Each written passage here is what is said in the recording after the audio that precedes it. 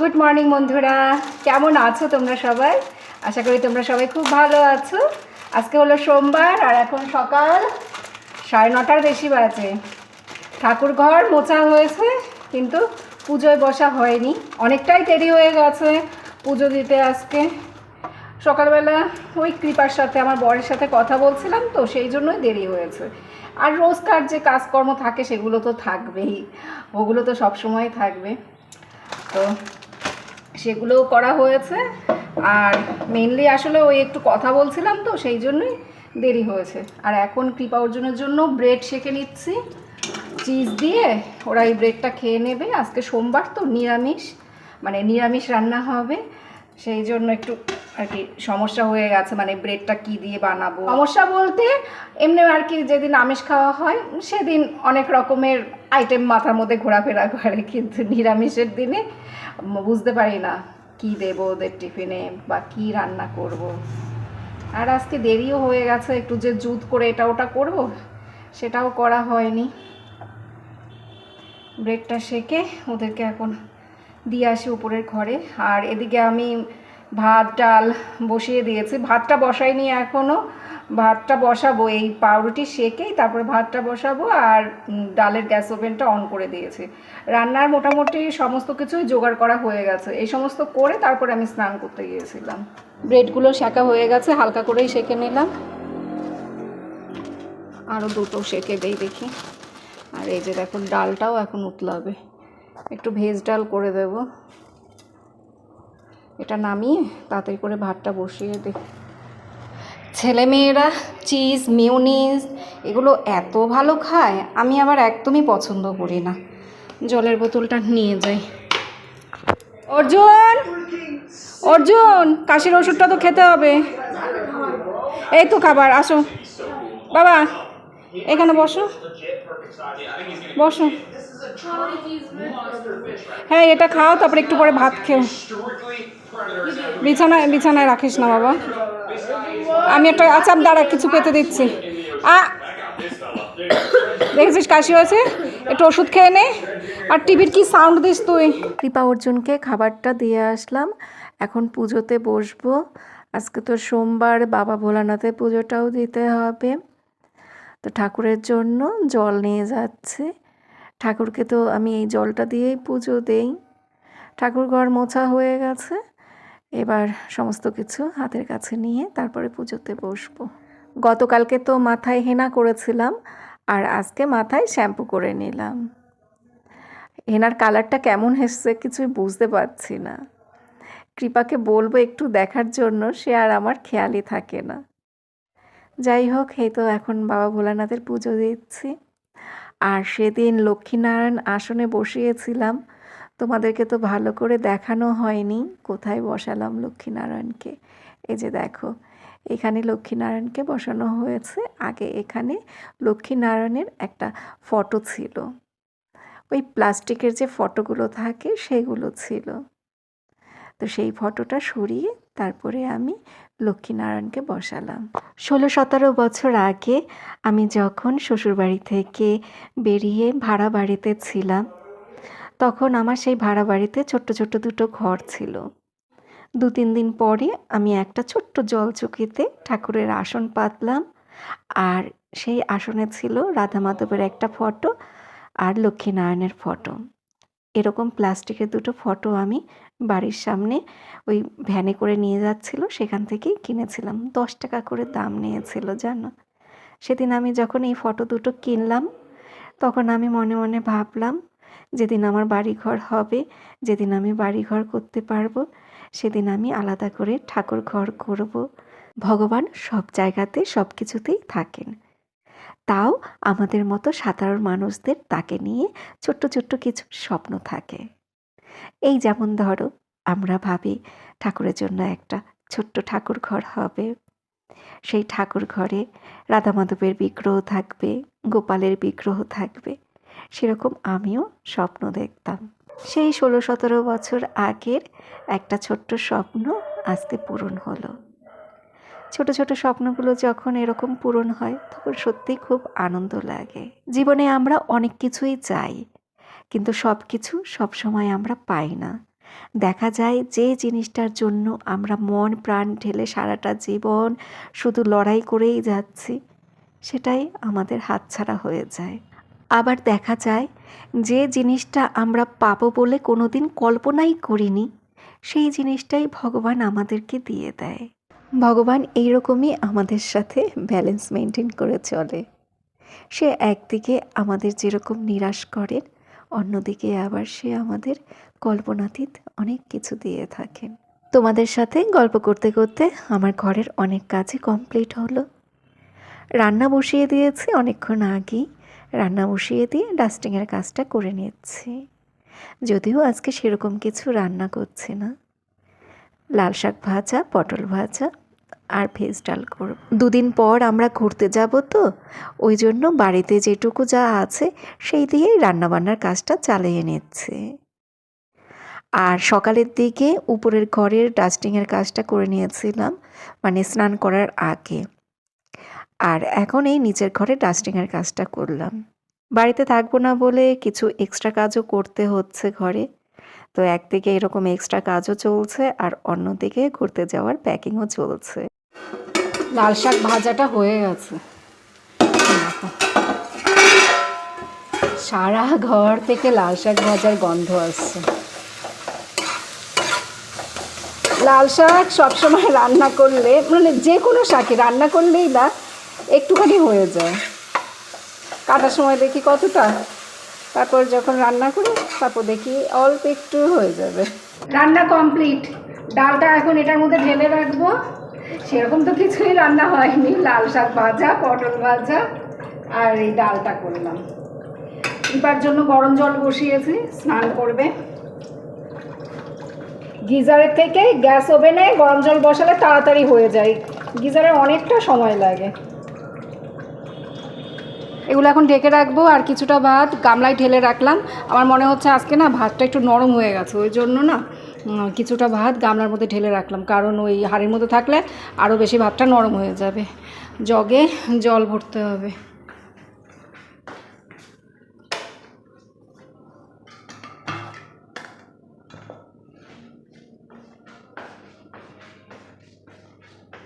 রান্নাঘরটা পরিষ্কার করে নেব জগে জল ভরে।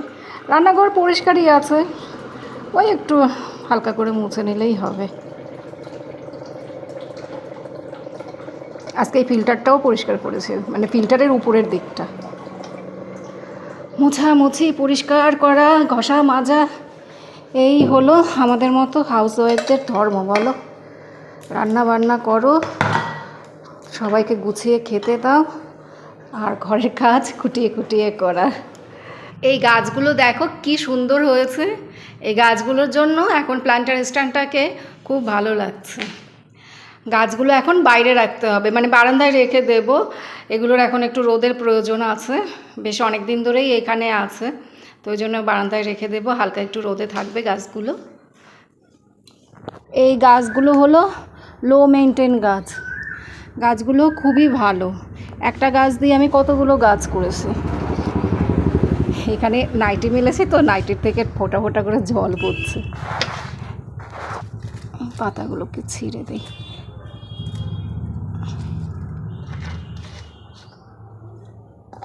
গাছগুলো বেশ তাড়াতাড়ি বড়ও হয়ে যায়, দেখতেও ভালো লাগে।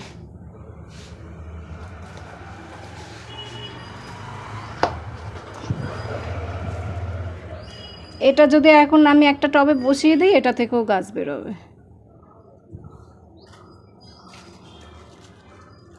কৃপা এখন বাবা ভোলানাথের পুজো করছে, স্নান সেরে এসছে। আর ওর জন্য ফুল, বেলপাতা, তারপরে কাঁচা দুধ সবই রেখে দিয়েছি। সেই দিয়ে বাবা ভোলানাথের পুজোটা করবে। ওইটা দিয়ে আমি ফেলে দিয়ে আসি দুধের বাসনটা, এটাতে, এটা গাছের গোড়ায় দিয়ে দেবো। গোপালকে ওই হাটটা পরিয়েছিস? ওই হাটটা আমি পরাতেই পারি না, একটু মোটা সুতো দিয়ে বেঁধে রাখিস। গুড ইভিনিং বন্ধুরা, এখন প্রায় 5:30 বাজে। সেই সকাল থেকে একটা কোকিল পাখি ডেকেই যাচ্ছে। এইমাত্র কোকিল পাখির ডাকটা শুনলাম, এখন আর শুনতে পাচ্ছি না। এত মিষ্টি লাগছে কোকিল পাখির ডাকটা, ভাবলাম তোমাদেরকে শোনাবো। আর আমাদের এখানে তো বেশ ভালোই কোকিল পাখির ডাক শোনা যায়, ওই দিক থেকে পাখির ডাকটা আসছে। আর এই দেখো লিচু গাছে কত মুকুল এসছে এবার যদি বড় রকমের ঝড় টর না হয় তাহলে হয়তো অনেক লিচুই হবে, কিন্তু প্রবলেমটা কি বলো তো, গাছে না আমরা উঠতে পারি না। এবার এই পাশের বাড়ির ভদ্রলোক গাছে উঠে লিচু পেড়ে দেয়। দেখো লিচুর মুকুলগুলো দেখতে দারুণ লাগে। আমি তো সকালবেলা বারান্দায় দাঁড়াই, সে সময় আরও বেশি ভালো লাগে। দেখো ভিডিওতে কি সুন্দর লাগছে দেখতে। এবার আমের ফলন, লিচুর ফলন বেশ ভালোই দেখা যাচ্ছে। অর্জুন কোথায় গেল? অর্জুনকে বললাম তুই একটু হাঁটাচলা কর বারান্দায়, আবার মনে হয় ঘরে চলে গেল। ও ঘরে বসে থাকতে থাকতে নাকি ওর ভালো লাগছে না, ওর কোমরে ব্যথা করছে, পিঠে ব্যথা করছে। যারা মোটাসোটা মানুষ তারা যদি খুব বেশিক্ষণ সময় বসে থাকে, এদিকে আয়, খুব বেশিক্ষণ সময় বসে থাকে বা শুয়ে থাকে, তাদের কিন্তু ওই কোমরে পিঠে ব্যথা হয়। হ্যাঁ, আমি নিজেকে দিয়ে বুঝতে পারি। তো কি আছে? হ্যাঁ, তোর ওই জন্যই কোমরে ব্যথা করছে। কৃপা অর্জুনকে আজকে টিফিনে লিকার চা বানিয়ে দিলাম, আর আছে মুড়ি মাখা আর বিস্কুট, এটা হাইটেনসিক বিস্কুট। তো মুড়ি মাখাটা করেছে অর্জুনকে কাজ শেখাচ্ছে, আমি চাটা বানিয়ে দিয়েছি। এটা হলো ওদের এখনকার ইভিনিং স্ন্যাক্স। কি চা গরম তাই? চল আমি দিয়ে আসি, এটা দিয়ে এসে তারপর তাড়াতাড়ি করে সন্ধ্যেটা দিতে হবে। সন্ধে পুজো দিয়ে তারপর এখন আয়রন করতে বসলাম, জামা কাপড় আয়রন করছি। এই দেখো এই 4টে হয়ে গেছে। এটা হলো কৃপার, এই দুটো হলো কৃপার বাবার, এটাও কৃপার, আর এটা আমার। তো দেখো কি অবস্থা, কুচকে মুচকে কি হয়ে রয়েছে। ওর জন্যের তো জামা কাপড় আয়রন করতে হয় না। এই যে লিলেন কাপড়ের যেগুলো, এই যে এইটার অবস্থাও এরকম ছিল। তো এই দেখো এগুলো আলমারির মধ্যে রেখে দেই, তো এবার এরকম কুচকে মুচকে কি হয়ে রয়েছে। হ্যাঁ, এই কাপড়গুলো না বেশি কুচকে থাকে। অনেক বছর পর বের করা হয়েছে, যেগুলো যে 1 মাস 2 মাস পর বের করেছি তা না। এই শার্টটা আমি মনে হয় 2-3 বছর আগে পরেছিলাম লাস্ট, তো ওই জন্য এটার এত খারাপ অবস্থা। আর কৃপার ওই প্যান্টটাও কৃপা অনেক বছর আগে পরেছিল, ওই 2-3 বছর আগেই পরা হয়েছে। তো সেই জন্য ওই আলমারির ভিতরে এগুলো আর কি পেছনের দিকে চলে যায়, তারপরে এরকম বাজে অবস্থা হয়। এটা আয়রন করতে আমার জীবন দফা রফা হয়ে যাবে, এটা আয়রন করতে বিশাল কষ্ট হবে। সকালবেলা আমার বরকে এই সমস্ত জামা কাপড় দিয়ে লন্ড্রিতে পাঠিয়েছিলাম, আরও অনেক জামা কাপড় ছিল, আমার বরের শার্ট প্যান্ট আরও অনেকগুলো দিয়েছিলাম। তো দুটো লন্ড্রির একটাতেও এগুলো দিতে পারিনি। একটা দোকান বন্ধ ছিল, আর একটা দোকান হলো ওই আর কি ওনার কাজের লোক নেই দোকানে, যে আর কি আয়রন করবে যে ছেলেটা সে নেই, বলে আমরা এই 2 দিনের মধ্যে দিতে পারবো না। এগুলো তো আমরা আর কি যেখানে ঘুরতে যাব সেখানে নিয়ে যাব, তো ওই জন্যই এগুলোর কথা আমাদের এখন মনে পড়েছে। তো বলে যে না, আমরা 2-1 দিনের মধ্যে দিতে পারবো না, আমার লোক নেই। তো এই জন্য এখন আমাকেই আয়রন করতে বসতে হলো। আয়রন করতে আমার একদমই ভালো লাগে না, এইভাবে বসে থাকলে পিঠ কোমর প্রচণ্ড ব্যথা করে। তো আমার বরের আরও যে সমস্ত জামা কাপড়গুলো রয়েছে সেগুলো বলবো দিয়ে আসতে, ওগুলো নেব না, ওগুলো বলবো লন্ড্রিতে দিয়ে আসতে। লন্ড্রির লোকেরা করে রাখবে, আমরা ঘুরে আসার পর ওগুলো লন্ড্রি থেকে নিয়ে আসবো।